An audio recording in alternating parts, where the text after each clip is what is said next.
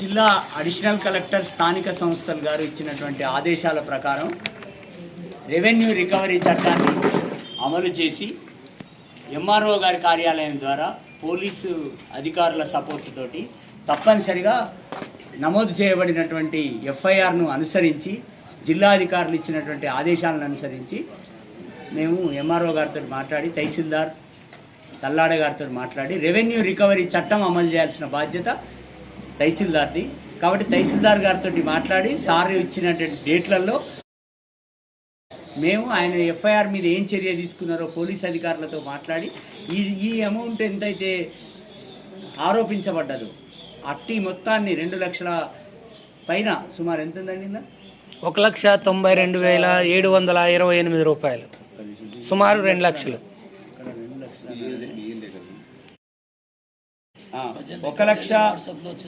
1,49,640 ఉంది దీంట్లో.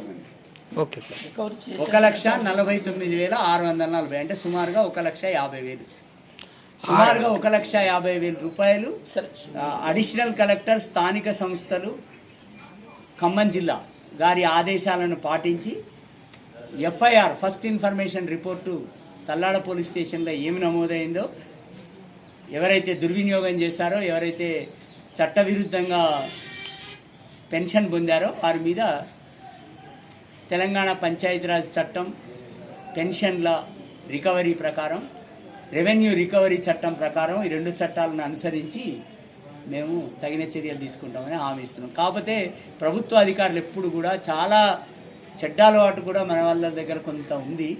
నిర్దిష్టమైన సమయం ఎప్పుడు అడగదు సార్. ఎందుకంటే కోర్టులే నిర్దిష్టమైన సమయం ఇవ్వలేక సంవత్సరాలు వాయిదాలు ఇస్తారు. చాలా ఏళ్ళు కేసులు నడుస్తాయి. కానీ ఏ అధికారి కూడా ఖచ్చితంగా నెలలోపు రికవరీ చేస్తా అని చెప్పలేడు.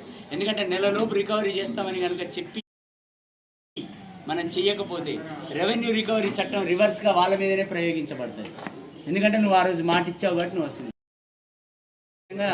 స్థానిక సంస్థల అడిషనల్ కలెక్టర్ గారు ఖమ్మం జిల్లా గారు ఇచ్చినటువంటి ఆదేశాలను మేము అమలు చేస్తాం.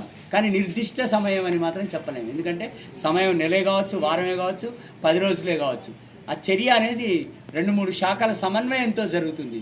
అందులో ముఖ్యంగా తహసీల్దార్ గారు, స్థానిక sub inspector, station house officer, police station Tallada గారు, ఈ ముగ్గురి సమన్వయంతో జిల్లా డిఆర్డిఏ అధికారుల యొక్క సూచన ప్రకారం కూడా వీటిని అమలు చేస్తాం. మీరు చెప్పిన ప్రాసెస్ అంతా కంప్లీట్ అయింది సార్.